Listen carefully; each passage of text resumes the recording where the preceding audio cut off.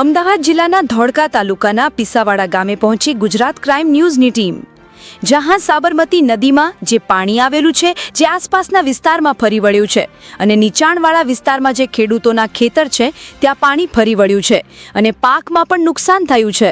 આ તમે જોઈ શકો છો કે પીસાવાડાથી જે વીરપુર જવાનો રસ્તો છે, જ્યાં હાલ રસ્તા પરથી પાણી વહી રહ્યું છે, જેથી રહદારીઓ પણ મુશ્કેલીમાં મુકાયા છે, જેનું સીધું જ કવરેજ અમારી ટીમના પ્રતિનિધિ ફરીદ દિવાન દ્વારા કરવામાં આવ્યું છે। રિપોર્ટર ફરીદ દિવાન, ખેડા। અમે જઈ રહ્યા હતા પીસાવાડા ગામ, જે અમદાવાદ જિલ્લાના ધોળકા તાલુકામાં જે પીસાવાડા કરી જે ગામ આવ્યું છે, ત્યાંથી અમે જઈ રહ્યા હતા કે પીસાવાડા રોડથી જે વીરપુર જવાનો જે રસ્તો છે, તો તમે જોઈ શકો છો કે રસ્તા પર અમે આવી રહ્યા હતા તો આ પાણી તમે જોઈ શકો છો। કેમેરામેન તમે પાણી બતાવો કે અહીંયા આગળ જે સાબરમતી નદીનું જે પાણી આવ્યું છે એણે રુદ્ર સ્વરૂપ ધારણ કર્યું છે।